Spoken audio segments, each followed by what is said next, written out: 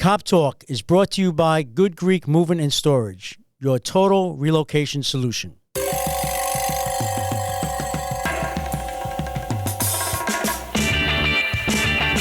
This is Cop Talk, talking crime, cases, and backing the blue.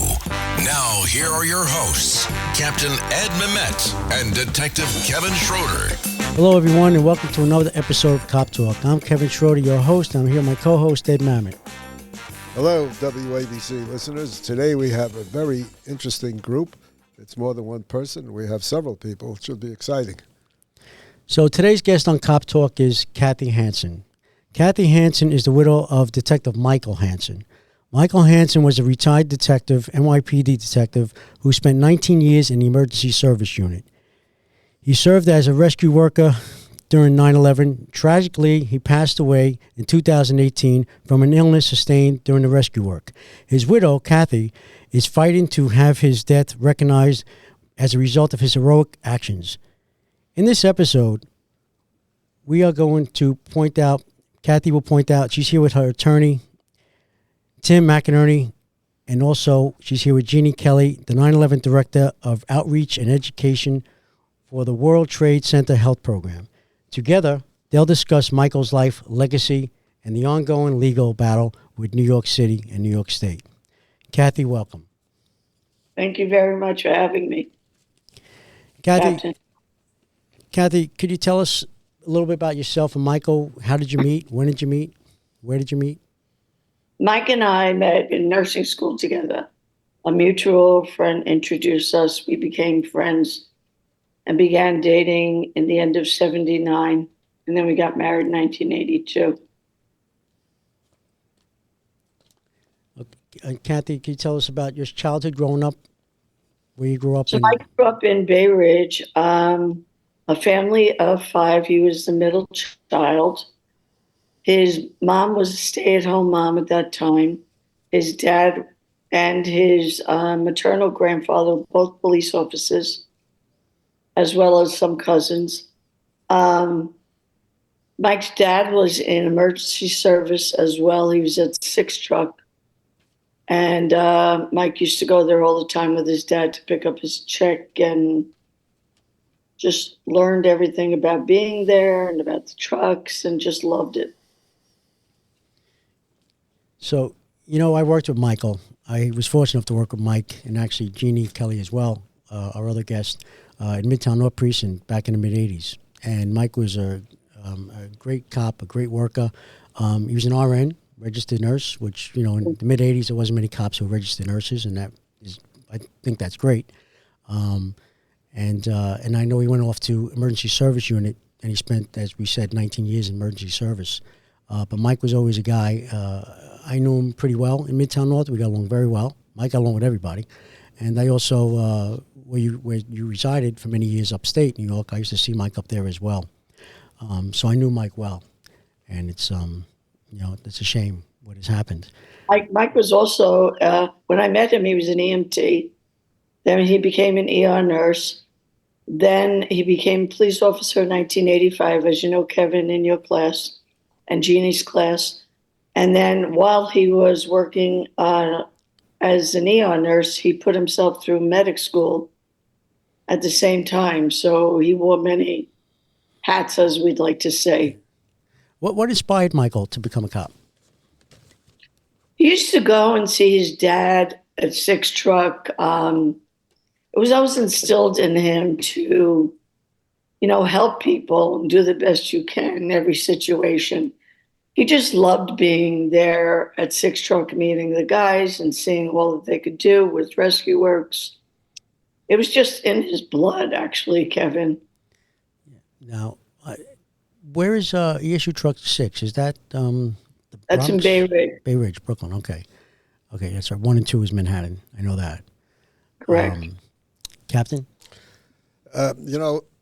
For our listeners, emergency service is a very unique part of the police department. There's an old expression: when the public is in trouble, they call the police, and when the police are in trouble, they call emergency service. Have you ever heard that one? Correct. They're very specialized units, very difficult to get into it. And they not only train in SWAT, rappelling, rescue work. He was a scuba diver. He used to jump from helicopters to rescue people that would jump in the East River, climb the bridges, He's an instructor. barricades. He was an instructor too, right, Kath? He did. Yes, he was an instructor at Floyd Bennett Field, and he always gave the test every year. He used to fly between all the trucks, and that's how he met so many people. He loved it. He just loved flying between the trucks and, teaching everybody in all his vast knowledge, making their lives better. I'm assuming you knew, or you know Al Baker? Al was the one, he was Mike's dad's last partner. And Al actually interviewed Mike to get into ESU. And Mike got in 1987. Yes. Well, we had Al on the radio here, on the station. He's a good guy. He was like Mr. Emergency. Yes. Love Al. Mike was a true hero. Can you talk about some of the rescues he was involved in? Okay, he was one of the founding members of the New York Task Force One, which was the first of its nation. They were composed of doctor, nurses, FDNY, NYPD, EMS, and they were all self-sustaining. So he was one of the founding members of that. Their first deployment was the Oklahoma City bombing in 1995. So they all went to that, and he stayed for about maybe a week and a half. And then he also did the Union Square derailment, which was a huge job in 1992, where all these people were trapped underground in the middle of summer, I believe, using the Hearst tools to try to get them out. Then he went and he was at the first World Trade Center bombing in 92 as well. And then the World Trade Center bombing in 01, and he stayed there for almost 10 months. After that, they had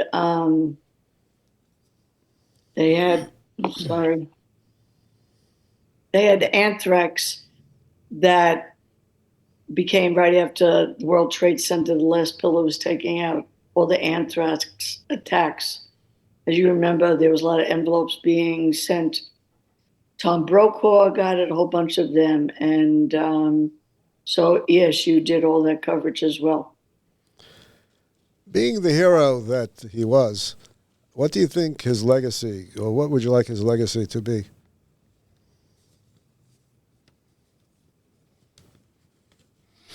First of all, Mike hated to be called a hero. He thought that the heroes were the people, especially on 9/11, in the building, on the planes, that actually stayed and helped people, that held the doors, that helped people down the thing, people that ran in while other people were running out. So he was always a helper and an educator, and he would always want to be remembered. It's just make people's lives the best you can, and don't leave without doing all that you could for them, whether they be a stranger or not, no matter what their color, creed, religion, political affiliation. It didn't matter to him. Sorry. It's okay. We understand. Kevin and I both were down there at World Trade Center, so we know quite a bit about it. Thank you. This question might be for your attorney. Could you explain about the lawsuit that she has against the city in layman's terms so our audience can understand what it's about? Absolutely. So we brought the case. We sued after Cathy was denied. We sued the city in an Article 78 proceeding, which is just the type of lawsuit that you bring when someone's benefits are denied by a city agency. We brought that before the New York County Supreme Court. Judge Lynn Kotler awarded Mike's benefits to Cathy as a matter of law. That's kind of unusual. Typically, the they will remand it back to be reheard by the medical board or board of trustees if they don't agree with the decision that's been rendered by them. But in this case, she felt so strongly that she awarded them herself. The city doesn't typically like that. In this case, they didn't, so they appealed.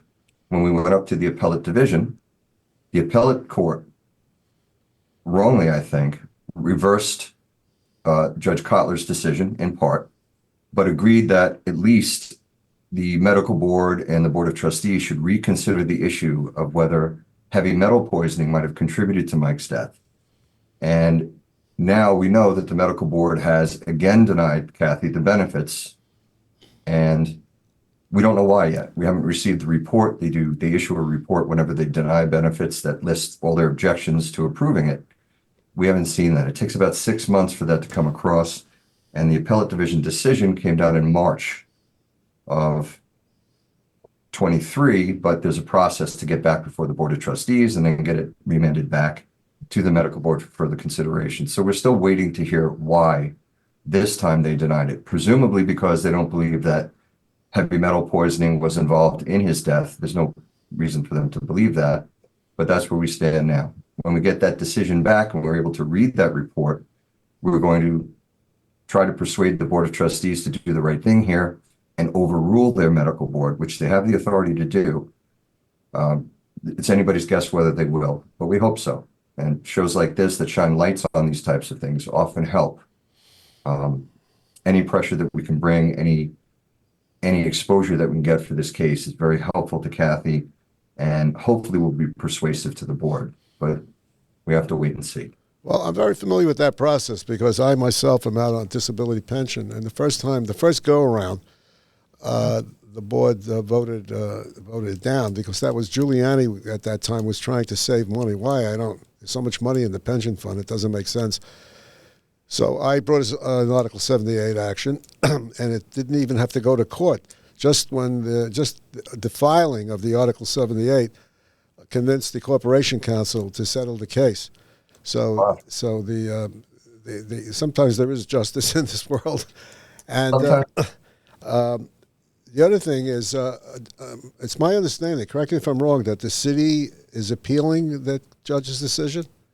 They already did it, and they won the appeal, and then the appellate court sent it back to them for further consideration on the basis of whether heavy metals might have played a role in Mike's death.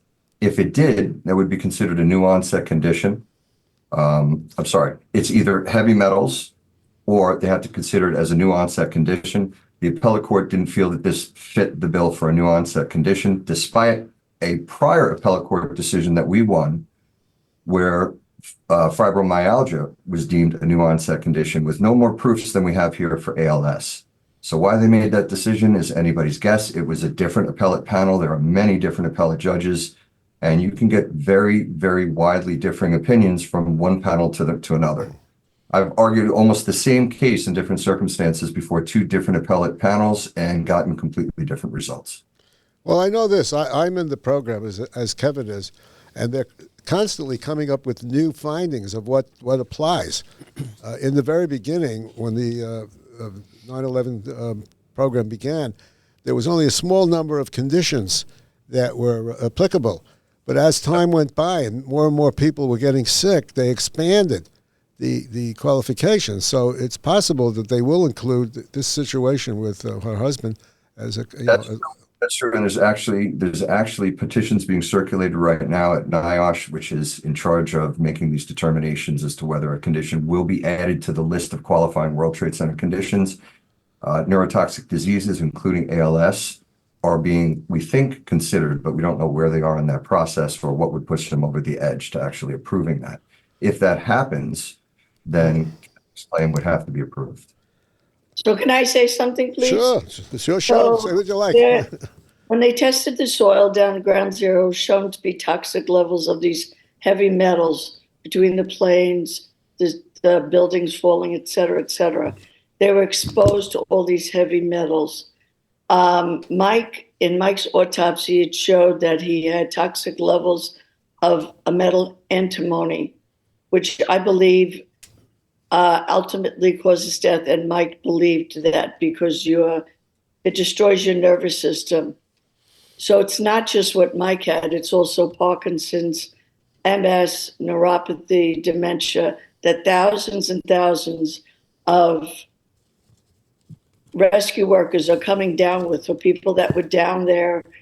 Whether they came back, they went to school there, they worked there, they were in construction, they were electrical there. There are thousands being affected, and they all have these toxic levels of these heavy metals that actually are destroying their nervous system and causing them to be ill, and a lot of them passing away. And There are thousands of them. at a much higher rate than the general population, right, Cathy? So I think, in my opinion, it was proved beyond doubt that from Mike's 10 months down there, that's the way he acquired these toxic levels of this heavy metal, which actually destroyed his nervous system and caused his diaphragm to stop working, so it stopped him breathing. Hey, Tim, doesn't this sound similar to the Zadroga case? Didn't they find elements of glass in his bloodstream or something like that? I'm not sure. Jeannie? So pulmonary is there was findings based on samples of dust from the Trade Center collapse that there was particulates of glass, asbestos, and other heavy metals like mercury, lead, cadmium, radiological materials. So for Jimmy Zadroga, a lot of his illnesses stemmed from pulmonary, his respiratory system, ultimately. There was no recognition early on for a lot of guys that were getting sick by the city, by the state, or by the federal government, until at which, when the Zadroga bill was finally signed, and that took a lot of lobbying, as you know, the illnesses were added from the upper respiratory, the lower respiratory, the gastro, and then ultimately the cancers. Now, if you remember, the bill was signed in 2010, but the cancers were not added until 2012. And then there were 4 cancers missing. To establish your point, Captain Mamet, that yes, they are adding conditions, but they're strength in numbers. So the 4 cancers that were missing that were not added until 2014 was brain, pancreatic, testicular, and prostate cancer. Those cancers were added in 2014 because of the scientific and medical information that was being provided to show that there were elevations in these cancers consistent to the exposure. The most recent cancer that was added, which is now every cancer was added January of last year, is ovarian cancer. That was the last cancer to be added. The neurologicals, the autoimmune, the cardiac, those are all illnesses that we're seeing spike in the 9/11 population right now, but there are no certifications from the program. And the NYPD and other agencies, as far as medically, they go by the legislation that has already been listed. And Dr. John Howard, who oversees CDC, who was appointed by Congress when the legislation was signed, is the one that actually, when you petition to have an illness added, he is the one that makes the final decision. Cathy did petition and write letters with medical records and information from physicians that noted from a neurological sense that the heavy metals in the autopsy findings from Mike caused his death. But yet the federal government says now that there's not enough evidence to suggest to have those illnesses added. So platforms like this and getting the information out, and we know there's tens of thousands of people out there. And don't forget, it's not just for the responders. There's people that lived, worked, and went to school in the disaster site that are being affected by these illnesses as well. Well, Tim, couldn't you use the Zadroga case as an example?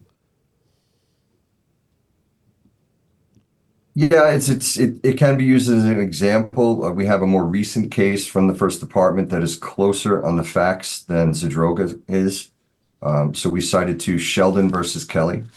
That's the case that we won before the appellate division, which made fibromyalgia a recoverable condition as a new onset condition without having been added to the list of qualifying conditions.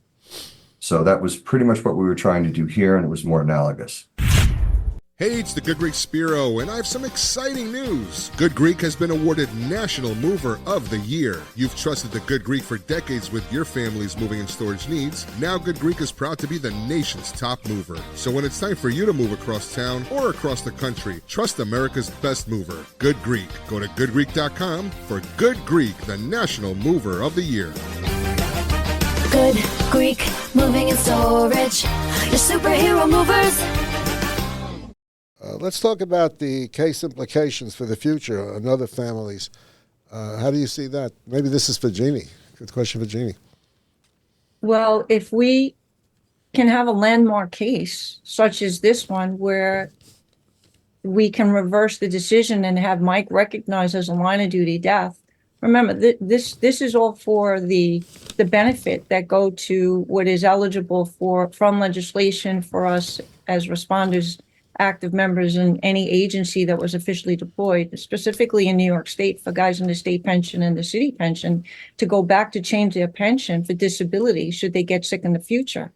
And also when they pass away of these illnesses, that there's a line of duty death benefit that is provided to the families. So, and then again, for the survivors, the folks who lived, worked, and went to school that are getting sick with these illnesses for the benefits, not just from the medical side, but also from the victim's compensation, which is not enough money in the world to compensate anyone who's lost a loved one, as you know, to any illness, nonetheless, one that's not being covered now by as being recognized.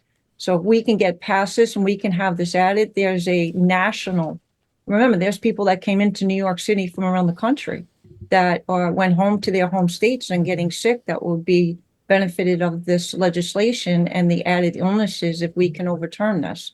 And the bill, just so you know, the World Trade Center Health Program has been reauthorized and fully funded based on legislation until the year 2090. So we have 63 more years right now to be able to facilitate that, because the program and the benefits that they provide are going to outlive us, mostly in the 9/11 population. So I'm hopeful that we will be able to do that. Cathy has been very positive. She's been a warrior through this whole process. We have, and in the work I do and the word getting out through social media, through platforms and so forth, and other emails and Facebook and so forth, there are thousands of people that are affected by this that would benefit from some having these illnesses as being related to the exposure. Cathy, Mike had a saying, which is very, I don't know how to explain it, but it's very unique. He said, correct me if I'm wrong, do what you can for who you can with whatever it takes to get it done. So when Mike retired in 2006, it was typical that time. You wrote a letter to the other trucks, the 10 trucks, just giving some words of advice. And that was his words: do what you can for who you can with whatever it takes to get it done. And it was adapted by ESU to become the mantra for Emergency Service Unit. It's listed in the ESU trucks and stuff. So that I believe he used that in every aspect of his life. To do everything you can, no matter what the circumstances, no matter what stops you hit along the way, or doors close in your face. You do whatever you can to help anybody in any way you can and continue this fight to make people's lives better. And I believe anyone that met him was blessed to know him, and he did make their lives better through just teaching them and being in their presence. And like, he was bigger than life in so many ways. So he used it in every aspect of his life, not just in his police work, in his family, in his friends, in our community, in Highland Hills. He used it in every single piece of his life. That's just the way he lived. I'd like to point out to our listening audience that the majority of the police officers that were killed that day were from emergency service. I think there was like 21. Am I correct? 21 police officers were killed? 3. 14. Was it 14? I thought it was a higher number than that. 23 total from Yeah. the NYPD, 14 from the emergency service. Yeah, well, that's unit. what I meant. There was the majority were from emergency service. They had no hesitation in going in there, and they gave their lives for the city. I just hope that their memories are appreciated, especially now with all this cop hating going on. Yeah. Mike never complained. He always had his sense of humor. He would go to the REMA meetings, even if it meant that they had to eventually go in the wheelchair, right, Kath? He went to Monsignor Romano's annual mass in Brooklyn Yes. at Our Lady of Guadalupe. And he kept his faith and his love for family and the love for the NYPD is what really kept him going. And he is an inspiration to so many people and touched so many people from the even the retirees. I mean, there's such a bond and it's such a warm embrace that they give each other. And I just want to say that it was an honor, Kath. As you know, we're working together to get this done, but it was an honor and a blessing that we had him for the amount of time that we had. And his legacy was to make sure this is not about Mike so much, is about making sure that other people get taken care of because of this illness. And that's what Mike said, even when he was at end of life. He just wanted us to make sure that that other people that are affected by this illness would be taken care of. Well, he predicted in 2002, he told me and a couple of his friends that 20 years or so from now, a whole slew of people are going to be getting ill. That's how long it took to destroy the nervous systems from these metal toxins. And who would have known that it was him, right? And he was just, when people were running out of the building, they all ran in, had no thought of themselves, their health, their loved ones, anything. That's just what they did. That's what anybody should do. It's sad, Cathy, and we all know this, is so many police officers like Michael has lost their life, fighting for this country and protecting this country from 9/11 terrorist acts, and yet you have to fight for the benefits that you deserve. I mean, they're your benefits. I mean, at the very least, this government should be given the benefits to all the widows and children who lost their loved ones, not only on that day of 9/11, but Jeannie, how many people since 9/11 have passed away from illnesses related to 9/11? Do we have a number? Yeah, I do actually. 79,000 at least have one cancer that's certified, and at least 30, there's more people that died from 9/11 related illnesses. It doesn't necessarily have to be a cancer. There's lung diseases as far as tracking, but there's more people that died of 9/11 illnesses than people that died on 9/11. That was 2,977 people that lost their life that day. And I'm sure many of their families are still fighting, like Cathy is, for the right benefits that she deserves, correct? So if they're covered conditions, remember there's legislation. So if they are covered conditions, mostly the cancers and the lung diseases, then yes, they have the benefits. But the autoimmune, the dementia, the Alzheimer's, the neurological illnesses like ALS, Parkinson's, MS, those are not covered. So there are people out there that are getting diagnosed with these illnesses and they are passing away like Mike, and there's no benefits. Right. It's just a matter of how do we track them, right? Right. How do we? Right. Yeah, and I promised him. He made me promise that I would help people behind him that suffered like he did. It's hard enough to lose someone you love, but at least the pension would ease a little bit of that. It's something they wouldn't have to worry about. It was their financial. So that fight will never stop until I win. So at this time, I like to take a second to thank Good Greek Movers for being a sponsor of this podcast. Good Greek Moving and Storage has been National Mover of the Year and most referred moving company in the USA. Spiro Georgiadakis,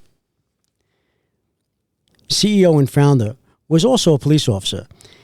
So he knows the importance of safety and the risk of moving. All of the movers are screened and drug tested to ensure your safety. His movers and professionalism trained at the Good Greek Academy. There's actually an academy for the Good Greek movers. They teach them how to wrap, pack, unpack, load, and unload your precious belongings for a safe trip to your home.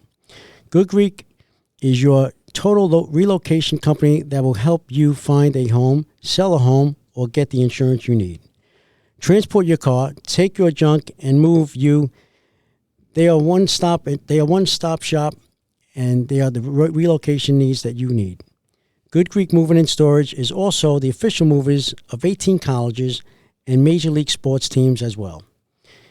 So when you need to move across town or across the country, trust America's best moving company, Good Greek. Schedule your move today at goodgreek.com. What I wanted to mention to you, Tim, if the appellate division, if the city decides to appeal again, I think that you ought to lobby the mayor's office because, as you know, I don't have to tell you this, that the Corporation Council is a mayoral agency, and mayors have instructed the Corporation Council to do certain things. For example, when the stop and frisk bill was kicking around, or the lawsuit, there was going to be an appeal, and when de Blasio became the mayor, he told the Corporation Council to appeal it, not to go along with it. So if Cathy gets an adverse decision, she can ask the mayor's office to intercede. Whether or not he's going to do it, I don't know. But the fact is, he's a former cop. He should be sympathetic to her plight. So I just wanted to point that out to you. Captain, we did that. There's no question that he has the authority to do that as of right now. I know he's been approached, but we've not gotten any help from that quarter. It's his people on the Board of Trustees that we're hoping will overturn the decision of the medical board this time around. So with this denial, if that doesn't happen, then I know Cathy's looking to fight this till she wins. And it's likely we're going back to the trial court for another Article 78 proceeding to challenge this new denial for whatever reason they denied it, which we still don't know. We're still waiting for that information. But yeah, I would hope that Mayor Adams, as a former cop, knowing what Mike was to the NYPD and who he was, that he would step in at this point and maybe say that they should pull back. Well, Captain, can I say something? Yeah, go ahead. Can I say something, please? So Senator James Skoufis wrote a letter and had 33 other state senators sign it, and they brought it to Mayor Adams, being a former cop, and asked him to drop the appeal before they processed the appeal. So he told them, the office told them, have Cathy go through the system like everybody else does. So he did not intercede in his behalf. Well, that doesn't surprise me because he says a lot of things that he doesn't follow up on. But I think a case like this would generate an immense amount of public support. And he's looking to be reelected. I think the time... And 33 state senators signed it. So it wasn't just one senator. They backed me. Well, we'll try harder next time. We're very sympathetic to you. Our hope is that he'll have a change of heart on this and that he'll weigh in. And we never know. Oh, he should, right? I mean... I think so. Well, he should because he's always falling back on his police career. Right. Right. So let him put his money where his mouth. Let him put the money where his mouth is. And he was working through 9/11 as well, correct? Yeah. I mean, so I'm sure, he has documentation as well for himself. I mean, he should understand the situation. Sorry, actions speak louder than words, right? That's right. True. Very true. But there are many instances of where mayors have interceded. Let me give you another example. This one I know very well. There was a fellow, his name was Jerry, I can't remember the full name. He was a police trainee, and he was drafted, went to Vietnam, and he was injured. He became an above-the-knee amputee. Now, normally the trainees would become cops when they turned 21. He was rejected by the police department, and Mayor Koch, to his credit, sent him to see his own personal physician, Mayor Koch's physician. And the physician said that he should be hired. He could probably do the job. And the mayor overrode everything and appointed him. Jerry Simmons was his name, I believe. And he did 21 years or something like that. He rose to the rank of lieutenant. So there's quite a few examples of where the mayor can override many things. And that's why I really feel if you don't succeed with what you're doing now, you really press the mayor's office to do the right thing. Again. Yeah, again. Exactly. And I've also spoken to or tried to contact different state senators, other people in political that have some political clout, and either they don't answer me and my daughters either by phone call, email, try to get their support. So far I keep hitting roadblocks with all that.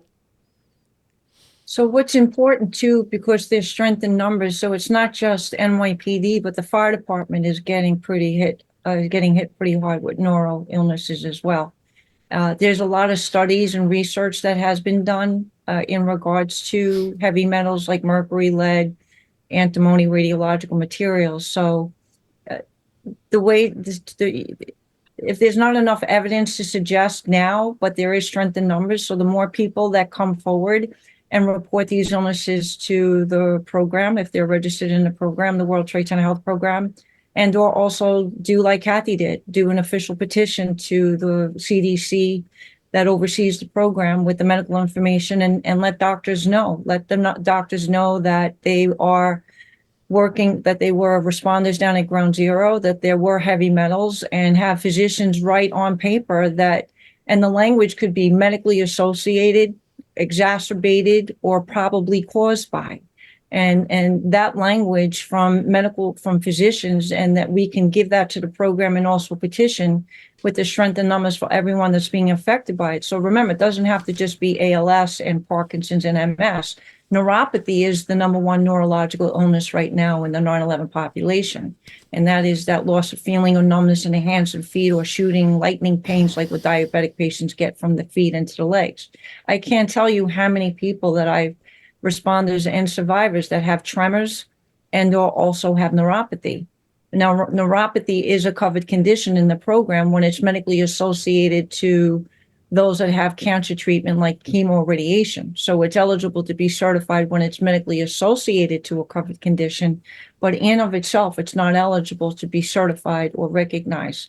And with the way the NYPD is working, with Article 2 for the line of duty designation for disability and or the line of duty death, they're following the guys more or less based on what's on the Zadroga bill. There have been cases where guys did have illnesses that were approved for disability based on medical information that was provided from physicians, but ultimately it's a matter of pushing back and strengthen numbers and petitioning and having the program added officially as a covered condition. I've been in touch with Steve Olson. He's the FDNY guy, whose brother Rob Olson also developed ALS, sued the city, cited Mike's case, and they denied it. So Steve Olson is starting to get numbers with the FDNY, and so far he's gotten 15 that have developed ALS, most of them in nursing homes getting supportive care respiratory-wise. That can't be a coincidence. And how about outside the FDNY and NYPD? Is there other similar situations, Jeannie, that we're hearing about outside New York? A lot of agencies, state troopers, the state police, court officers, the construction workers from the locals, Right. In the private sector like Verizon, Con Edison, and then volunteer fire departments in Long Island, the Nassau and Suffolk County, the volunteer firefighters that were requested by FDNY. Then you have those folks that just self-deployed, that felt compelled to show up, that didn't check in anywhere, but worked on the pile or brought down cases of Right. water or boots or gloves. So it doesn't necessarily, there are agencies that are being affected that I've done outreach with, that almost every outreach I do, there's always that one person that has either the tremors, they can't even hold the pen to fill out the application. So it's not just NYPD and the fire department. There's literally, I would estimate, thousands of people out there that are affected by the neurological illnesses. Right. Well, I think this has been a very, very informative interview, and hopefully we will try and help you very, very much. Hopefully, maybe the radio station will get behind this. I think public support is extremely helpful in this situation. I'm sorry, Tim and Jeannie. Is there any way people out there, our listeners who have similar situations, can contact you? If my contact information will be on the website, Kev, for 911outreach.com is the website that you can go to for additional information as my contact and my email address as well. And I do work with Matt McCauley. Matt is also a retired police officer who worked at Ground Zero and walked the halls of Congress, the lobby, to get the legislation signed for the Zadroga bill. Matt does the victims' compensation side. I do the outreach for the World Trade Center Health Program, but we're a team, and then there's actually a bunch of support staff as well. But 911 Outreach would be the best way to contact me. Okay. My firm is Goldberg and McEnany. We can be looked up at nypensionlawyers.com. Three-quarter disability cases are the only types of cases that we handle. All cops and firemen. We do a lot of these World Trade Center cases as well, and we should be easy to find. Our phone number is 516-775-9400. We're happy to talk to anybody, sit down with anybody. The consultations are free. Give them as much information as they want. And those consultations typically run 2 to 3 hours. We explain the whole process of the three-quarter disability process to them and let them know exactly what they're facing, what our fee structure is. We do this all week long. Great. People can also reach out to me, Kevin. Okay, Cathy. If they need to. I'm trying to help them through the paperwork that comes after you lose a loved one, which is insurmountable. So they can definitely reach out to me through by email, which I would gladly give to you. Thank you, Cathy. Well, Cathy, thank you very much for spending time with us today, and we really want to get the message out there. And I wish you luck with the city of New York. Hopefully, they'll do the right thing as they should. And Michael, who I knew personally, very honored to work with him and know him as well as a friend, and he's a true hero. So, Cathy Hanson, thank you very much for being on the show today. Tim McInerney, thank you very much as well. And Jeannie Kelly, thank you, and you're doing God's work every day. Thank you very much. Folks, that's it for today. Our guest was Cathy Hanson. If you like what you hear, please subscribe. You could also follow us on Twitter at CopTalkWABC. That's at CopTalkWABC. Until next time, thank you for listening. Be safe out there. God bless you. God bless law enforcement throughout the country, and God bless the USA. Thank you.